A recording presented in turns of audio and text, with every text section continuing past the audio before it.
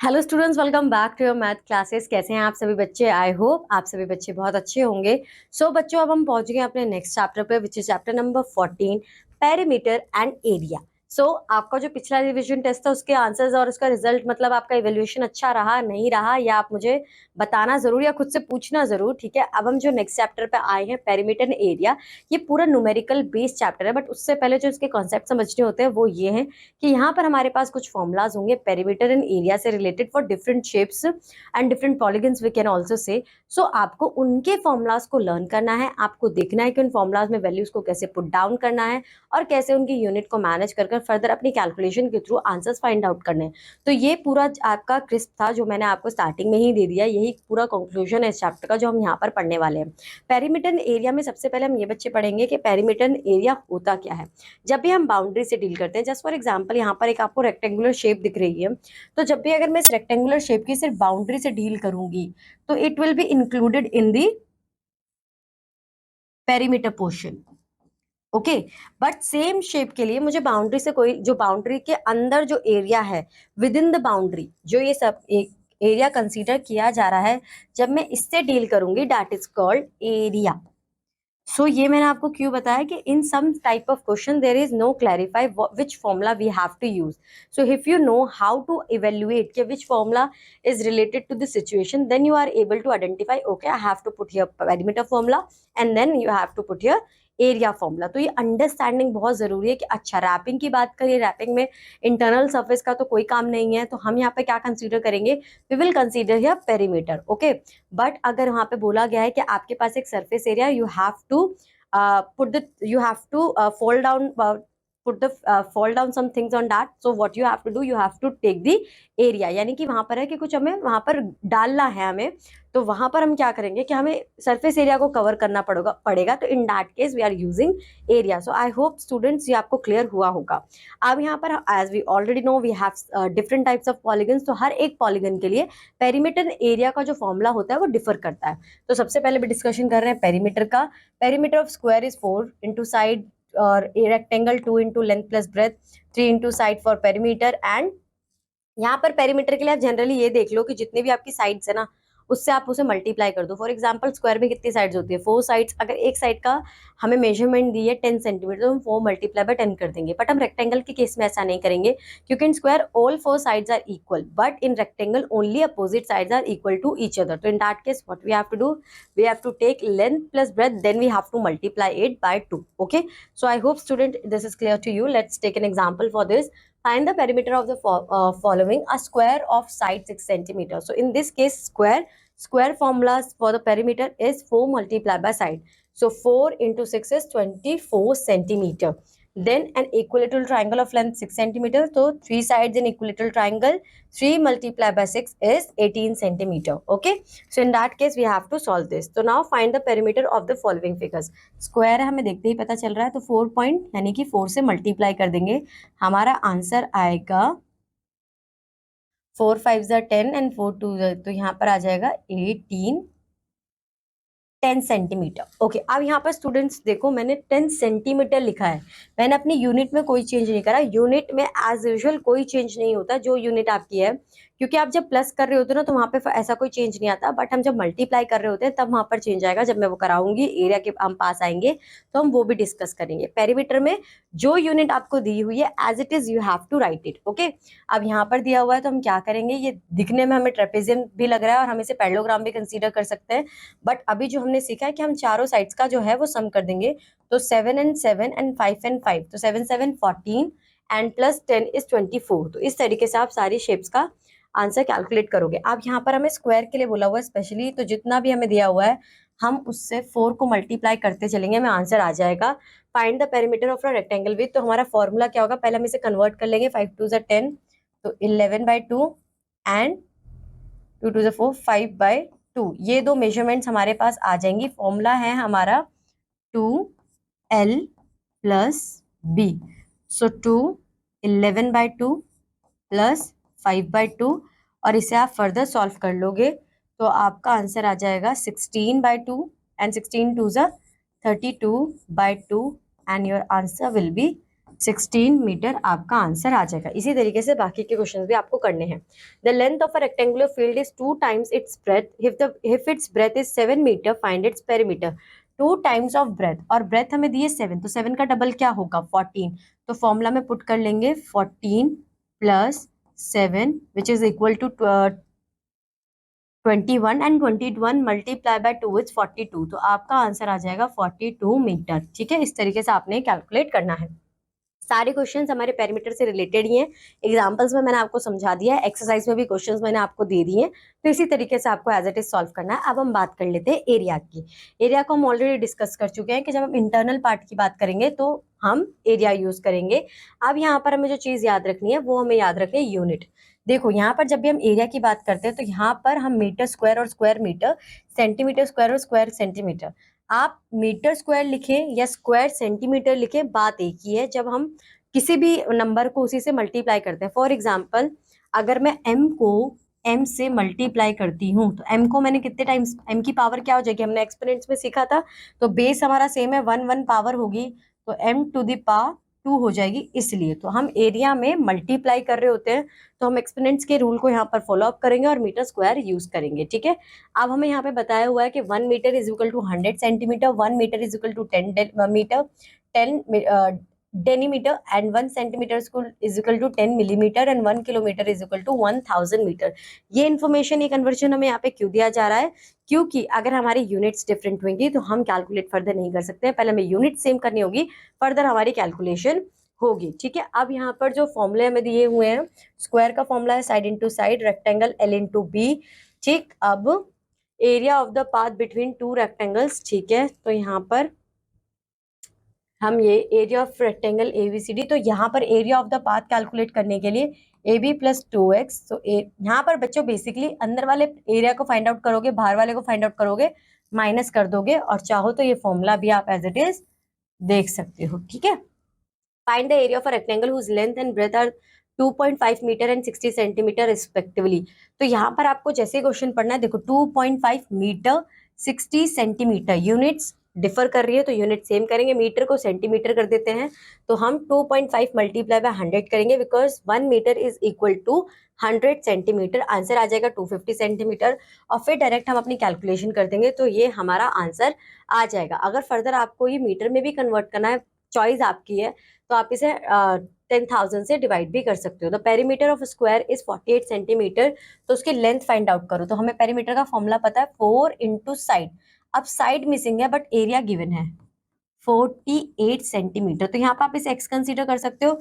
और जिस बच्चे ने लीनियर इक्वेशन और एल्जेब्रिक एक्सप्रेशन को अच्छे से किया है तो उसे पता है कि 4 यहाँ मल्टीप्लाई हो रहा है तो यहाँ पर डिवाइड होगा और आंसर आ जाएगा 12 सेंटीमीटर। साइड हमें पता चल गई, एरिया में फाइंड आउट करना है, तो 12 multiply by 12 is equal to 144 centimeter square. उसके बाद हमें बोला हुआ है how many rectangular tiles measuring 20 centimeter by 7 centimeter will be required to cover a floor 28 meter long and 12.5 meter broad. तो सबसे पहले हमने क्या करा कि देखो यहाँ पर हमें यूनिट्स जो हैं वो डिफर दी हुई हैं, तो हम एक आंसर कैलकुलेट कर लेंगे अपना और फिर हम यूनिट्स चेंज कर देंगे। तो एरिया फॉर द फ्लोर, तो हमने यहाँ पर मीटर को देखो हमने कन्वर्ट कर दिया है बट उसका काम अभी बाद में है। सबसे पहले हमने L into B find out करा, ये रहा हमारा आंसर आ जाएगा। फिर एरिया, ये एरिया ऑफ द फ्लोर है और ये एरिया ऑफ वन टाइल है। कैलकुलेट करने के बाद जो वन टाइल का हमारा आंसर आएगा दैट इज 140 सेंटीमीटर स्क्वायर, उसे हम 2800 मल्टीप्लाई बाय 1250 से डिवाइड कर देंगे तो हमारा आंसर हमें मिल जाएगा। उसके बाद हमें क्वेश्चन दिया हुआ है, ठीक है, ये क्वेश्चन और समझ लेते हैं।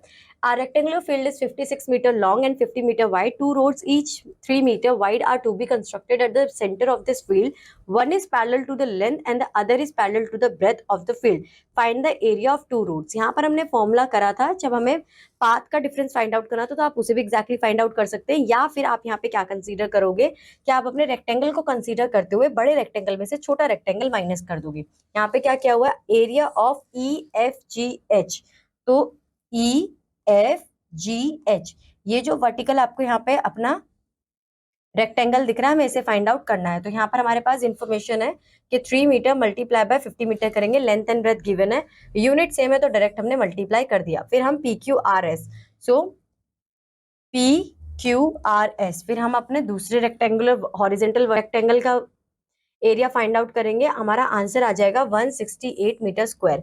फिर हम दोनों के लिए कॉमन, अब कॉमन हम दोनों के लिए क्या होगा कि ये वाला जो पोर्शन है ये इसके लिए कॉमन है, जो दोनों के लिए आ रहा है, राइट, इसमें भी आ रहा है और उसमें भी आ रहा है, तो विथ दैट इज 3 × 3, क्योंकि वो स्क्वायर है तो 9 मीटर स्क्वायर।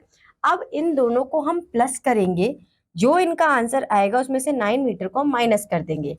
ये अब हम पूरे रेक्टेंगल का ABCD पूरे रेक्टेंगल का अपना एरिया फाइंड आउट करेंगे और जो ये फाइनल आंसर है इसे इसके अंदर से माइनस कर देंगे, तो हमें पता चल जाएगा कि ये हमारा वो है फाइनल एरिया। और उसके बाद हमें पूछा हुआ है कॉस्ट पूछी हुई है, तो जो फाइनल आंसर आएगा हमारा उससे मल्टीप्लाई कर देंगे 12 को, सॉरी 309 को, क्योंकि वो हमारे पाथ की वैल्यू है, रोड का हमें वो कंस्ट्रक्टिंग बतानी थी इसलिए।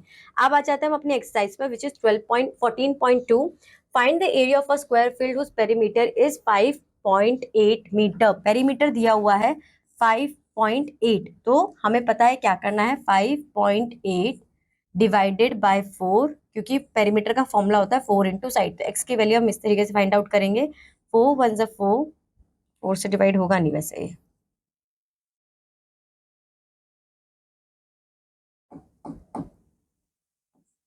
2.9, 2.29 आपका आंसर आएगा। अब ये आपका आपके आगे ये लेंथ, अब आप इसे मल्टीप्लाई कर दोगे 2.9 अपॉन 2 एंड 2.9 अपॉन 2, इन दोनों को आप मल्टीप्लाई करोगे, आपके पास आपका आंसर आ जाएगा। उसके बाद क्वेश्चन दिया हुआ है the area of a square is this 250 100 meter square, find the area of rectangle whose breadth is same as that of the square and length is 20 meter more than its breadth. तो सबसे पहले area दिया हुआ है ना, तो यहाँ पर हमें फाइंड आउट करना है अपना साइड। तो हमें पता है 25 किसका स्क्वायर रूट होता है, 5 का, तो 5 को यानी कि 50 मल्टीप्लाई बाय 50, सो 5 5 ज़ा 25 एंड 00, तो हमारी एक साइड की जो मेजरमेंट आई है, क्योंकि ए स्क्वायर होगा तो रूट लेंगे, तो हमारा आंसर 50 ही आएगा। अब एक साइड हमें गिवन थी 20, 50 हमने फाइंड आउट कर लिया, और हमसे क्या पूछा हुआ है, एरिया पूछा है। एरिया का फॉर्मूला होता है लेंथ इनटू ब्रेड्थ, तो 50 multiply by 20 is equal to 1000, 5 2 ज़ा 10 एंड 2 0 एज इट इज डाल देंगे। मीटर दिया हुआ है, मीटर में ही था, तो हम यहाँ पर अपनी यूनिट डाल देंगे metre square. A wire is in the shape of a rectangle. Its breadth is 36 centimeter and length is 104 centimeter. If the same wire rebent into the shape of a square, what will be the measure for each side? Also find which shape enclose more area. तो यहाँ पर जो हमें rectangle के लिए दिया हुआ है, अगर हम बाउंड्री से डील करें तो ये बात हमें क्लियर है कि हमें यहाँ पे क्या यूज करना पड़ेगा, पेरीमीटर का फॉर्मूला यूज करना पड़ेगा। तो 2 अब इसमें प्लस करेंगे तो 40 एंड 140 आपका आंसर आ जाएगा, मल्टीप्लाई करेंगे तो हमारा आंसर आएगा 14 2 28, 280 ये। अब इसको हम इजिकल टू प्रूफ करेंगे 4 इंटू एक्स से, जो कि हमारे स्क्वायर का फॉर्मूला होता है, तो एक्स की वैल्यू जो आएगी हमारी डिवाइडेड बाय 4, तो इसे 4 से हम डिवाइड करेंगे तो हमारी एक्स की वैल्यू आ जाएगी 70, तो आपके पास 70 आ गया आपका आंसर। आपके स्क्वायर की साइड आ गई, तो आप यहाँ से अपना एरिया फाइंड आउट कर सकते हैं। एरिया होगा स्क्वायर का 70 into 70 which is 4900 centimetre square, ये आपका स्क्वायर का है। और रेक्टेंगल के लिए L इंटू बी, तो ये 70 यहाँ पर हमें दिया हुआ है 36 इंटू 104 कर लोगे आप, और फिर जो आपका आंसर आएगा उसे कैलकुलेट कर कर आप बता दोगे कि इन दोनों में से किसने अपना जो एरिया है वो ज्यादा ऑक्यूपाइड किया है। What will be the area of the square if it's side is double? Area क्या होगा, अगर x इंटू एक्स है तो वो 2x इंटू 2x हो जाएगा, तो 4x स्क्वायर हो जाएगा। अगर साइड हाफ होगी तो वो x स्क्वायर बाय 2 हो जाएगा। ठीक है, तो ये चेंजेस उसमें आएंगे। तो यहाँ पर a picture is painted on cardboard 25 centimetre long and 50 centimetre wide, living a margin of 2.5 centimetre long in each of this side, find the area of the margin. तो जो हमें यहाँ पर सबसे पहले हम बड़े वाले रेक्टेंगल का अपना एरिया फाइंड आउट करेंगे L इंटू बी, और जो हमें मार्जिन दिए हुए हैं फिर वो हम चारों साइड से कैलकुलेट कर कर इसके एरिया में से माइनस कर देंगे, यानी कि 2.5 प्लस 2.5 प्लस 2.5 पर 2.5, क्योंकि रेक्टेंगल में हमारी 4 साइड्स होती हैं, और फिर इसके अंदर से हम माइनस कर देंगे, तो हमें पता चल जाएगा कि हमारा क्या कंसीडर हुआ है। अब यहाँ पर हमें जो क्वेश्चन दिए हैं वो डायग्राम बेस्ड दिए हुए हैं। Find the area of the unshaded portion in each of the following. Unshaded portion के लिए हमें कैलकुलेट करना है, तो हम जो ये पोर्शन दिए हुए हैं ये हम इसमें से माइनस कर देंगे। 3 पहले हम बड़े वाले का निकालेंगे रेक्टेंगल का, विच इज 32 मल्टीप्लाई बाय 36 उसके बाद आप इसमें से माइनस कर दोगे 3 इंटू 3 विच इज 9, फिर 18 इंटू 4 भी आप 14 इंटू 8 भी आप इसमें से माइनस कर दोगे, तो यही आपका फाइनल आंसर हो जाएगा। इसी तरीके से आपको इसमें भी करना है। रेक्टेंगल दिया हुआ है, ये है, तो पहले आप स्क्वायर का फाइंड आउट कर लोगे, तो वो हो जाएगा आपका 2 2 is 4 and double 0 minus 2 and 20 that is 40। इस पोर्शन को आप इसमें से माइनस करोगे, आपका आंसर आ जाएगा। तो बच्चों आपको इसी तरीके से पूरी एक्सरसाइज को सॉल्व करना है। अब हम पढ़ रहे हैं अपना पैरेललोग्राम। पैरेललोग्राम में बच्चों जैसे कि हमने अभी सारे एरियाज देखे, अब यहाँ पर हम पैरेललोग्राम के एरिया के बारे में डिस्कस करेंगे which is base into side. तो किस तरीके से हम इसके एरिया को ओरिजिनेट करते हैं यहाँ पर देख लेते हैं। तो अगर हमारा जो फॉर्मूला है पैरेललोग्राम के लिए वो है बेस इनटू हाइट, और अगर आपको फॉर्मूला समझ में आता है, आपको लीनियर इक्वेशन आपने बहुत अच्छे से करी है, तो ये फर्दर डेरिवेशन किया हुआ है ये भी आपको समझ में आ ही जाएगा। ठीक है, अब यहाँ पर एरिया ऑफ पैरेललोग्राम के बाद हम डिस्कस करेंगे area of triangle which is half into base into height. Parallelogram में क्योंकि ट्राइंगल में अगर हम देखें, पैरेललोग्राम में हमारे हाफ ट्राइंगल बन रहा है, राइट, तो हम यहाँ पर बेस इंटू हाइट हमने एज इट इज ले लिया, तो half of parallelogram is your triangle, तो इसका फॉर्मूला हो जाएगा half into base into height. Height के लिए हम एल्टीट्यूड भी कंसीडर करते हैं, तो कहीं कहीं बोला होता है कि दिस इज योर एल्टीट्यूड, तो वहां पर कंफ्यूज नहीं होना है कि एल्टीट्यूड दिया हुआ है, हाइट तो दी हुई नहीं, तो कैलकुलेट कैसे करेंगे, altitude means is height also. तो इस तरीके से आप कैलकुलेट करोगे। यहाँ पर हमें दूसरे फॉर्मुलाज दिए हुए हैं कि अगर हमें कोई एक चीज गिवन हो तो हम दूसरा कैसे फाइंड आउट करेंगे। अगर बेस ऑफ ट्राइंगल है तो multiply by 2 area divided by height कर देंगे। बच्चों ये सेम एज इट इज ही है, ठीक है। अब यहाँ पर हमें ये बताया हुआ है कि in right triangle the side other than the hypotenuse are called its leg. Area of right triangle is half into product of its legs of an isosceles triangle one of its square, यानी कि एक ही side को consider करेंगे, उसका square कर देंगे और half से मल्टीप्लाई कर देंगे। The triangle which are equal in area need to be congruent but all congruent triangles are equal in area. Okay, the area of a parallelogram is 96 centimeter square and its base is 16 centimeter, find its height. तो हमें formula पता है, base into height is equal to 16 centimeter. हमें base दिया हुआ है which is 16 multiply by H is equal to 16। अब H के लिए हम क्या करेंगे, सॉरी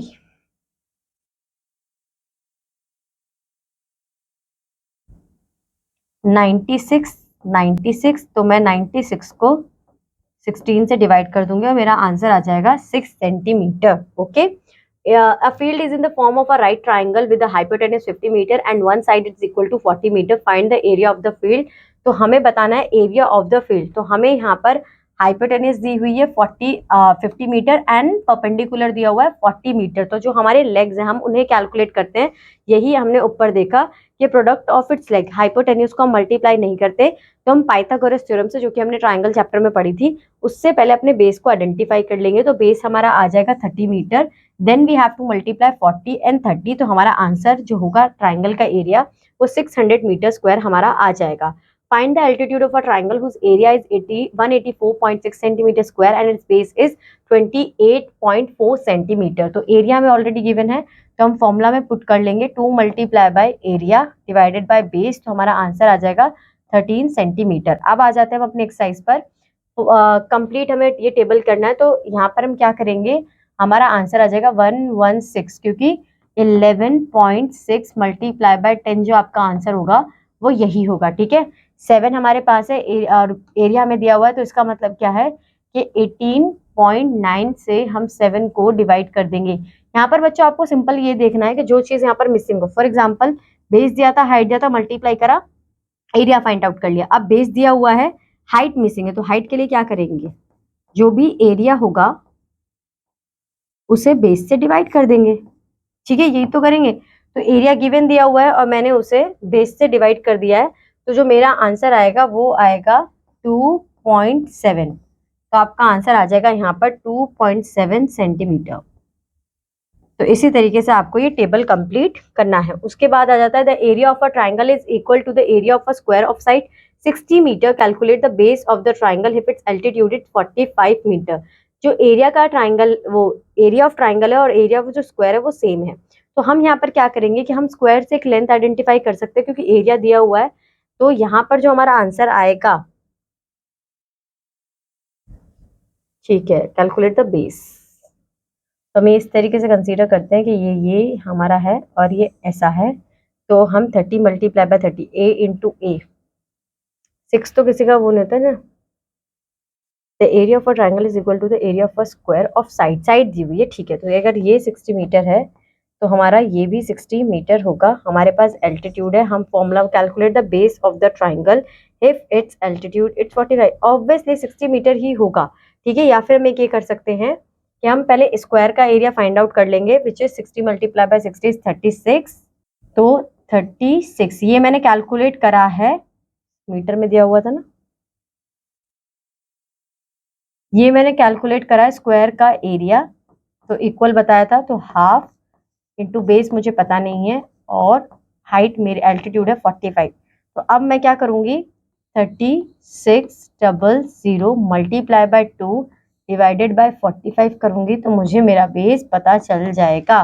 तो यहाँ पर मैं सिंपली से किस तरीके से सॉल्व कर दूंगी, 9 6 2 0, और फिर आप इसे फर्दर सॉल्व करोगे, आपका आंसर आ जाएगा, ठीक है।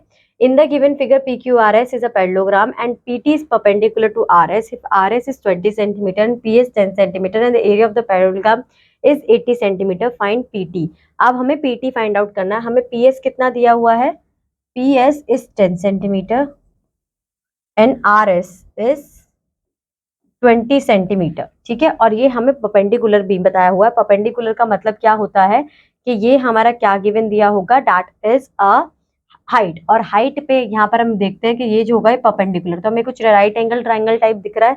तो हम यहाँ पर क्या कंसीडर करेंगे कि हम सबसे पहले अपना परपेंडिकुलर फाइंड आउट करेंगे, क्योंकि हाइपोटेनस हम यूज कर नहीं सकते, ठीक है। तो अब हम अगर इसको इस तरीके से कंसीडर करते हैं, यहाँ पर आपके पास 10 है, यहाँ पर आपके पास 20 है, अगर ये 10 है तो ये भी 10 होगा, और पैरेललोग्राम बोला गया है तो पैरेललोग्राम के opposite sides are equal to each other, तो ये भी 10 होगा।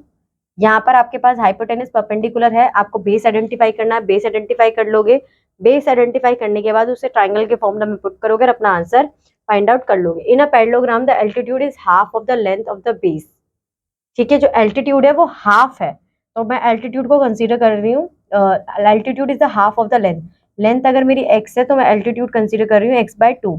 It's area is 1800 centimetre square, find the length of the base and altitude.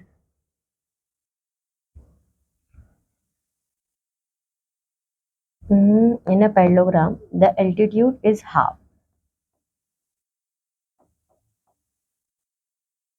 L B into H ही तो करना है, बेस इंटू हाइट। तो यहाँ पर हम क्या करेंगे, अब इसे जब फर्दर सॉल्व करेंगे तो x into x is x square and 8 यहाँ पर आ जाएगा 1600, x की वैल्यू आ जाएगी आपकी 400, ठीक है। सॉरी 400 नहीं आएगी, 40 आएगी, 40 मल्टीप्लाई बाय 600 ना, तो 40।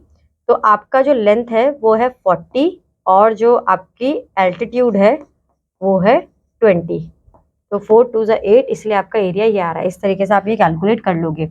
If the base in altitude of a parallelogram are half, what will be its area, तो जो भी उसका एरिया होगा वो भी हाफ ही होगा, राइट। सो इसका अगर मैं हाफ कंसीडर करूं तो x/2 multiply by x/2, my area will be x square by 4, ये मेरा आंसर हो जाएगा, ठीक है। नेक्स्ट, अब यहाँ पर आपके पास डायग्राम्स है, तो आपको डायग्राम्स को देखकर सॉल्व करना है। In the following figure find the area of the shaded region, तो शेडेड रीजन यानी कि बस ये एरिया मुझे माइनस करना है। तो अगर ये 60 मीटर है तो ये भी मेरा 60 मीटर ही होगा, ठीक है। और यहाँ पर अगर ये 12 है, ठीक है, पैरेललोग्राम है,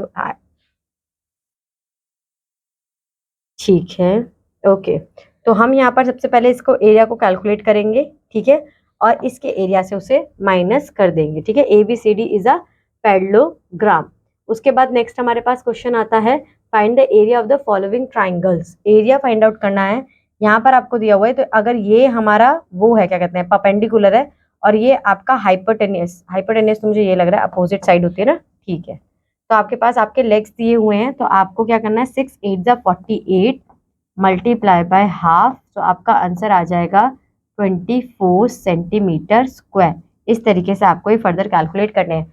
find the area of the following parallelograms base into height, तो 24 इंटू 17 आप कर दोगे, आपका आंसर आ जाएगा इन सेंटीमीटर स्क्वायर में। अब हमने पैरेललोग्राम की बात कर ली है। अब नेक्स्ट जो हमारा टॉपिक है दैट इज सर्कल। सर्कल में बच्चों आपको जो बात याद रखनी है वो आपको याद रखनी है, आपका डायमीटर और रेडियस का रिलेशन। हम छोटी क्लासेस में ही समझते आए हैं, और अभी मैं आपको एक बार रिपीट कर दूं कि जो डायमीटर होता है वो रेडियस का डबल होता है। और अगर आपके पास डायमीटर 5 सेंटीमीटर दिया और पूछते हैं कि रेडियस कितना होगा, तो आप 5 का हाफ कर देंगे, विच इज 2.5 सेंटीमीटर। तो जितना अच्छी आपको क्लैरिफिकेशन होगी about diameter and radius relation, उतनी जल्दी आप सर्कल को समझ जाएंगे, क्योंकि बाकी सारी वैल्यूज हमारी कांस्टेंट ही होती हैं। सरकमफेरेंस की बात करें तो अगेन हम जब बाउंड्रीज के साथ डील कर रहे हैं, सिर्फ एक सर्कल ही ऐसा फिगर है एक हमारे पास जो कि कंसीडर किया जाता है कि उसके केस में हम पेरीमीटर ना बोलकर सरकमफेरेंस बोलते हैं। ठीक है, यानी कि जो सर्कुलर हमारी बाउंड्री है, राइट, उसका तो सरकमफेरेंस। तो सरकमफेरेंस से ऐसा कंफ्यूज मत हो जाना कि क्या हम नया सीखने वाले हैं, पेरीमीटर का ही फॉर्मूला होगा, which is 2πr, ratio of circumference and diameter. तो यहाँ पर हमें आपने दिया, तो अगर मैं यहाँ पर सरकमफेरेंस को डायमीटर से डिवाइड कर लूंगी तो c/d मेरा रेशियो आ जाएगा। ठीक है, और c/d जो होता है वो हमारा पाई होता है। पाई क्या होता है? पाई एक कांस्टेंट वैल्यू है, is not a rational number, it's a value up to 4 places. ये रही हमारी एक कांस्टेंट वैल्यू है जो कि हमें ऑलरेडी गिवन है। ठीक है, ये हमें यूज करनी होती है हमारे फॉर्मूलाज में। एक 3.14 वैल्यू है, दो वैल्यूज होती हैं पाई की, 22/7 एंड 3.14। अगर आप 22 को 7 से डिवाइड करोगे ना बच्चों, तो 3.14 ही आपको आंसर मिलेगा। तो इस केस में यहाँ पर हमें क्या दिखाया गया है कि डायमीटर क्या होता है, c/d इज पाई। ओके, अगर आपको c करना है तो d क्या है, d is twice of radius. तो यहाँ पर हमने d को यहाँ पर सरकमफेरेंस फाइंड आउट करने के लिए 2r कर दिया है। तो हमारा फॉर्मूला हो जाता है सरकमफेरेंस का 2πr। ये डेरिवेशन दी हुई है, ये आपको थोड़ा नहीं समझना, आपको एग्जैक्ट फॉर्मूला देखना है 2πr। ठीक है, अब आते हैं एरिया ऑफ सर्कल में। एरिया ऑफ सर्कल में हम ये कंसीडर करते हैं कि length of a rectangle use हो रही है, तो यहाँ पर हाफ ऑफ 2πr कर देंगे। अब यहाँ पर अगेन वो चीज दी हुई है, आपको उतना नहीं जाना है। πr² आपका फॉर्मूला होता है एरिया का, that's it, you have to consider this only. The diameter of a tyre is 140 centimeter, find the distance cover by it in 5 rounds. तो डायमीटर दिया हुआ है, तो सबसे पहले हम निकालेंगे अपना सरकमफेरेंस। सरकमफेरेंस के लिए जो डायमीटर दिया हुआ है उसका हाफ कर देंगे, दैट इज 70 सेंटीमीटर। तो जब हम 70 सेंटीमीटर का हाफ करेंगे, एक बच्चों ये भी कर सकते हैं हम कि हाफ ना करके ना फिर हम सरकमफेरेंस का फॉर्मूला 2πr की जगह c/d दे देंगे। ठीक है, ये आपको दो चीजें हैं, आपके ऊपर है। मैंने आपको डायमीटर का रिलेशन समझा दिया, आप यहाँ पर डायमीटर को हाफ कर सकते थे, फिर सॉल्व कर सकते थे, आपका आंसर वही आता। या फिर आप मत करो, और जो 2 दिया हुआ है ना आपके फॉर्मूला में उसे हटा दो, फिर सिंपल अपना आंसर ले लो πd और उसे डायरेक्ट मल्टीप्लाई कर दो। ठीक है, now the inner and outer circumference of a circular ring are this and this respectively, find the width of the ring. तो हम दोनों आंसर्स को कैलकुलेट कर देंगे, और जो हमारा आंसर आएगा उसे फर्दर माइनस कर देंगे, बड़े में से छोटे वाले को आपका विड्थ आपको मिल जाएगी। उसके बाद है the circumference of a circle is 62.8 centimetre, find the radius and area of the circle. तो आपके पास सर्कल का सरकमफेरेंस है, तो रेडियस कैलकुलेट करना बहुत इजी है। आर कैसे फाइंड आउट करेंगे, c/2π। देखो अभी तक दिखाते भी आई हूँ लीनियर इक्वेशन में, ये right hand side left hand side हमने समझा भी था। c क्या है, 2πr, क्योंकि ऑलरेडी गिवन है c। तो मैं यहाँ पे 6.28 कर दूंगी, इज इक्वल टू 2। पाई की वैल्यू मुझे पता है 22/7 होगी, आर मेरा मिसिंग है। आप क्या करूंगी, मुझे आर फाइंड आउट करना है, तो ये तो अपना प्लेस चेंज करेगा नहीं, बाकी सब प्लेस चेंज करेंगे। और हमें पता है कि जब राइट हैंड साइड से हम लेफ्ट हैंड साइड पर जाते हैं तो जो भी हमारे साइंस हैं वो चेंज हो जाएंगे, जो मल्टीप्लाई हो रहा है वो डिवाइड हो जाएगा, जो डिवाइड हो रहा है वो मल्टीप्लाई हो जाएगा। तो 6.28, 7 यहाँ पे डिवाइड हो रहा था तो यहाँ पे मल्टीप्लाई हो जाएगा, 2 and 22 यहाँ पर डिवाइड हो जाएंगे। जब आप इसे सॉल्व कर लोगे तो आपका आंसर आ जाएगा 10 सेंटीमीटर। फिर हमें एरिया में पुट्टी तो करना है, ये आपने पुट करा और आपका आंसर यहाँ पर आ गया। Find the circumference and area of a circle of diameter this. तो यहाँ पर हम कैसे कैलकुलेट कर सकते हैं, पेरीमीटर के लिए यहाँ पर मैं एक सॉल्व करके दिखा देती हूँ। πd 22/7 multiply by 35। ओके, तो 7 1 जा 7, 7 5 जा 5 2 जा 10, 1 5 2 जा 10। तो यहाँ पर आंसर आ जाएगा 110 मीटर, सॉरी मीटर स्क्वायर नहीं आएगा क्योंकि हम यहाँ पर सरकमफेरेंस फाइंड आउट कर रहे हैं। अब नेक्स्ट आता है πr²। तो πr² के केस में तो हमें हाफ करना पड़ेगा, तो 20 यहाँ पे थोड़ा यहाँ पे कर देती हूँ,